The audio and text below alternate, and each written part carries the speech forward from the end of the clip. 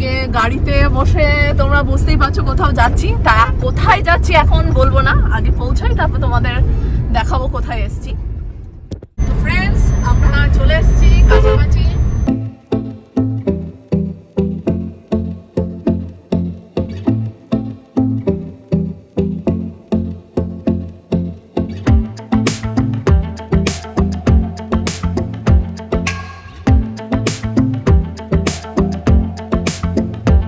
গিয়ে পৌঁছে তোমাদের জানাবো যে কোথায় এসেছি।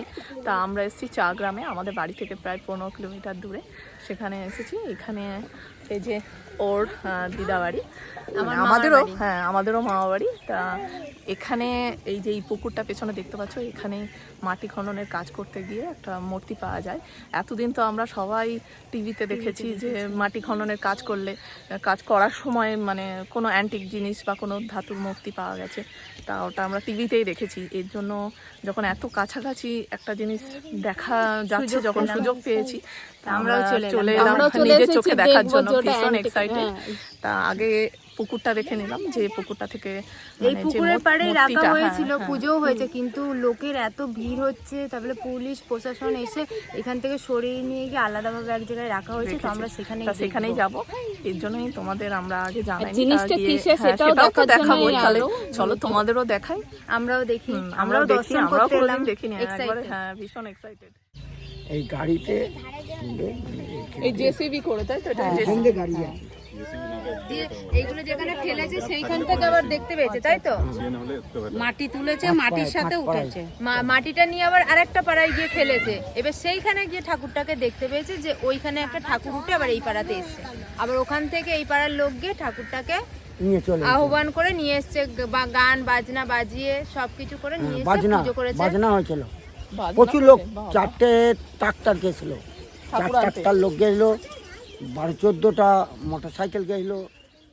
মানে ঠাকুরটা কিসের, মানে কোনো মেটাল না কোনো পাথর, আগেকার দিনের মানে কুষ্টি পাথর, দামি কুষ্টি পাথর, দামি,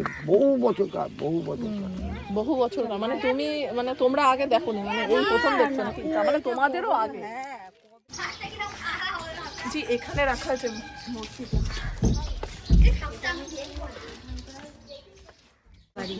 এটা এখানকার সব থেকে পুরনো বাড়ি বাবুদের বাড়ি বলা হয়। এখানে রেখে দিয়েছে মূর্তিটা।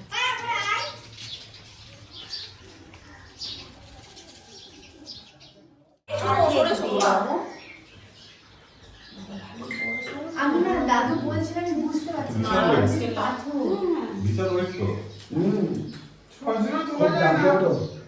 খুব বহু বছর কারাগে ঠাকুর। তাই তো বাবা, এই ঠাকুর ছিল যে বাবুদের বাড়ি। এইটা হচ্ছে আমার মানে দাদুর বাবাদের আমলের এই বাড়ি। এইটা হচ্ছে ডাক্তার বাড়ি মানে এই বাড়ির সবাই ডাক্তার ঠাক্তার, কিন্তু এই বাড়িতে কেউ ওরা থাকে না, সব বাইরে চাকরি ঠাকরি করে থাকে। ওরা বছরে একবার আসতো, এই বাড়িতে দুর্গাপুজো হতো এইখানে খুব ধুমধাম হতো 4 দিন। এদি মনে আছে সোনু যখন আমরা এসেছিলাম, সোনু তখন কয়টুকানি ছিল? সোনু অনেক ছোট ছিল। আর এখানে আসলে আমার এই বালির খাত দেখতে হেভি লাগে। আমি যতবারই এসেছি, গুনে কয়েকবারই এসেছি, যতবারই এসেছি আমার একবার করে বালির খাত দেখতেই হবে। সোনু তখন পুচকে ছিল, টুকুস করে হাত। সোনু তো দেখেইনি বালির খাত কিরকম। এই দেখ, এ তো কুদরি, তো না কুদরি আলাদা, এগুলো ফুটি।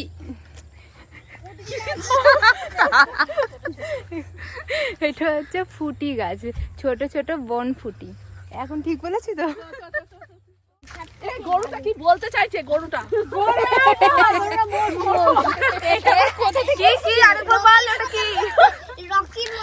মোষ। আমি যে গরুটা কি বলতে চাইছি, এমন ভাবে মুখটা করে আছে। মোষ বানাচ্ছিস? গ্যারেজে একটা পুকুর আছে, বিশাল ডিপ।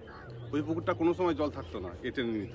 এখন হয়তো ওই মানে লেয়ার যেটা আছে, লেয়ারটা হয়তো কোনো রকম ভাবে বুঝে গেছে, তার জন্য অল্প জল থাকে। এখন ব্যবহার বন্ধ হয়ে গেছে, বালিকাটা বন্ধ হয়ে গেছে, জল তো জমে যাচ্ছে, তো সেই টানটা নেই তো। মানে এত ডিপ এটা টানটা কমে গেছে তোর জন্য। ঠাকুর যে উঠেছে সেটা আমার দাদুদের গ্রামেই হয়েছে। তো দাদু দেখালো, দেখে বালির খাত দেখে দিয়ে একদম দাদুর বাড়িতে এলাম। এখানে একটু খাওয়া দাওয়া করছি, চপ মুড়ি করে তারপরে একবারে বাড়ি যাবো।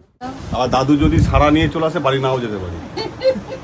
ঠিক হয়েছে সারা নিয়ে আসো। যদি সারা নিয়ে চলে আসে বাড়ি নাও যেতে পারি। সারা আবার কি? সারা মানে হচ্ছে সারা মানে মোরগ, মোরগ সারা দেশি মানে মোরগ, সারা মানে দেশি। দেশি মোরগ, সেটা দাদুরা সারা বলে। তোমারই বেশি ভালো লাগে, আর কেউ খায় না। তো ফ্রেন্ডস, তো এখন আমরা দাদু বাড়ি থেকে বেরিয়ে পড়েছি, দিয়ে আবার আমাদের মাথায় হলে একটু চা খেয়ে আসি, দিয়ে আমরা আবার বদ্দিপুরে চা খেতে এসেছি। ওখান থেকে 15 কিলোমিটার এগিয়ে আবার এসেছি চা খেতে, খেয়ে এবার বাড়ি চলে যাব। তো এখানেই আমরা ব্লগটা শেষ করছি। তো কেমন লাগলো কমেন্টে জানিও। তো টাটা, সবাই টাটা করে দে। টাটা।